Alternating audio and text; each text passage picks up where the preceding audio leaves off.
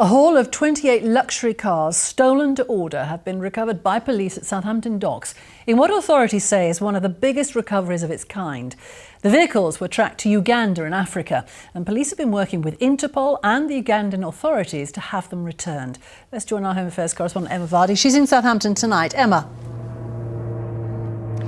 Sally, hundreds of thousands of cars are brought in and out of Southampton docks every year, and police say stolen vehicles being shipped out for sale in Africa is a major problem for the UK. Well, today, after an international operation, some £750,000 worth of stolen vehicles have been recovered here, all in one go. Finally arriving back on UK soil, this stolen car provided the clue which first got police on the trail. A company which looks after fleet vehicles had installed trackers in cars given to customers. In May last year, the tracker in this car alerted the company it had been taken somewhere it shouldn't. The car was telling us it was in a container in Le Havre, in the harbour in France. So that raised a lot of suspicion from my point of view and from the company's point of view. We tried to contact the client to make sure he wasn't on a cruise over there or going to France recreationally, and he wasn't. He hasn't spoken to us since. They continued tracking the car and found it was taken from Le Havre over to Oman in the Middle East.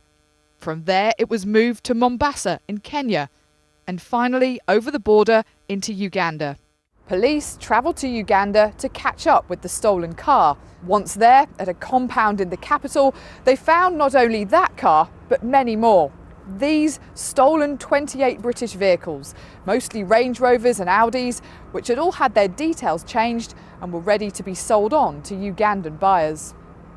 How easy was it for the thieves to ship these cars out there? To ship the vehicles out there, unfortunately, it's very easy for the criminal groups. The rigour in the process of export is very little. You don't have to have much details, any identification, things like that, to export people's cars. Over the past 4 years, the National Vehicle Crime Intelligence Service says it seized some £7 million worth of stolen cars being exported out of Southampton alone. Now these cars are back from Uganda. The next job is to try to reunite some of them with their British owners.